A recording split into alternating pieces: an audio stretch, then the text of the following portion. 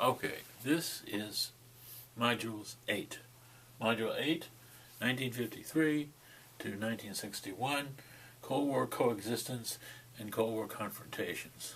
So what we're going to look at in this module is the intensification of the Cold War.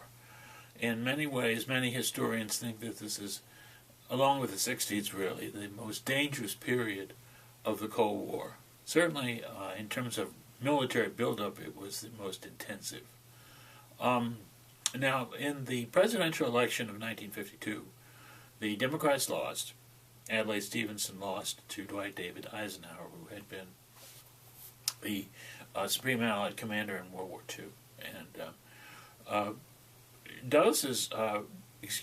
Eisenhower's Secretary of State was John Foster Dulles. Came from a very distinguished American family. His brother, Allen Dulles, was head of the CIA. And Dulles was the epitome of the Cold Warrior. He felt that he could out-militant the Democrats. He felt that Truman had been actually too soft, although Truman was pretty tough on the communists. He felt that Truman was too soft. And so his whole idea was that the policy of confrontation was too easy and too soft, and he favored a more aggressive stance towards the Soviet Union. That meant basically a buildup of nuclear weapons. And so Dulles, who was a guy who was always looked tough, rarely smiled, on a couple of occasions refused to shake hands with communist diplomats, and said that Eisenhower smiled too much and was too friendly. And Dulles always had this kind of sour disposition, especially when dealing with the communists, although the Europeans didn't like him that much either. But basically, he said that instead of containment, we should pursue a policy of rollback, that we should really push the Soviets back to their borders and get rid of the pro-communist countries that they had accumulated.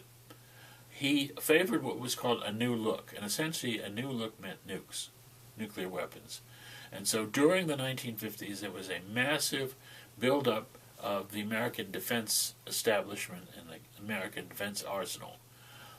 Initially, in the early 50s, these weapons were carried by long-range bombers.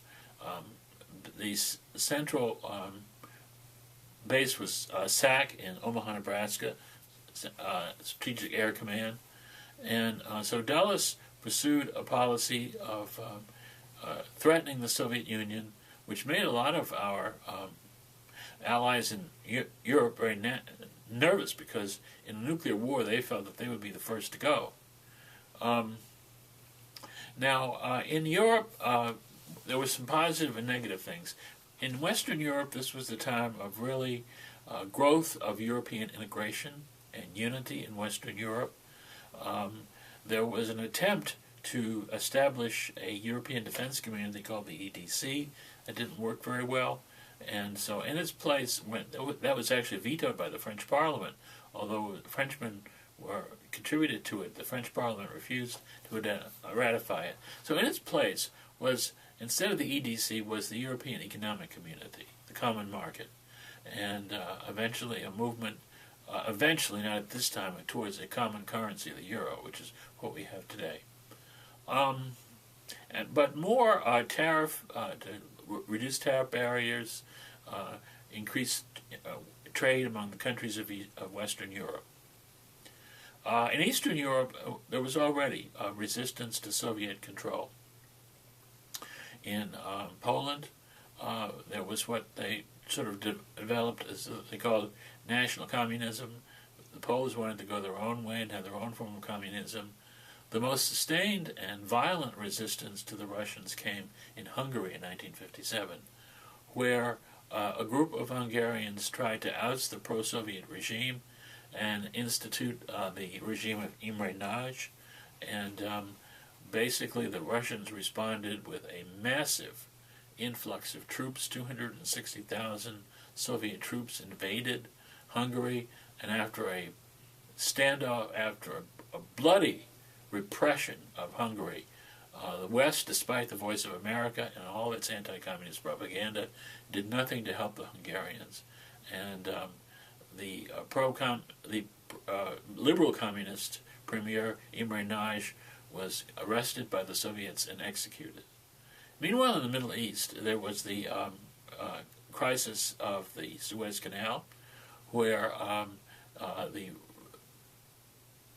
Egyptian Prime Minister was Gamal Abdel Nasser, and when he took over the Suez Canal away from the British, the French, and the Israelis attacked him without notifying the Americans, which created a huge diplomatic crisis, but caused the United States to really become extensively involved in the Middle East for the first time.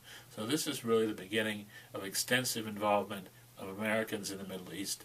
Also in Iran, with the overthrow of Premier Mossadegh, a CIA overthrow, and the American support of the Shah of Iran, who was a king, and a more conservative, pro-American regime. In Cuba, of course, in 1959, there was a communist revolution. Initially, Fidel was not really, he said he was initially not a communist, but by 1960, he stated, "I am a Marxist-Leninist." And the response of the U.S. was to get the CIA to organize Cuban exiles to overthrow Castro. And of course, 1961 was the Bay of Pigs, a disastrous failure of the United States to overthrow Castro by using Cuban exiles from Miami. Meanwhile, the Russians fielded an Earth satellite, Sputnik, in 1957, and in 1959, an American spy plane was brought down over Russia, and after the United States initially denied it, the pilot, Francis Gary Powers, confessed that he was an American spy, and so all of that really was bad for the Eisenhower administration. And of course, the Democrats stepped in and said that they could be better Cold Warriors. And so Kennedy, his idea was that he wanted to make the Third World a battleground. So in the presidential election of 1960, Kennedy accused the Republicans of having a missile gap, and he said that he was going to be a better Cold Warrior. And so by 1960, in the early 1961, the Cold War had entered a new phase.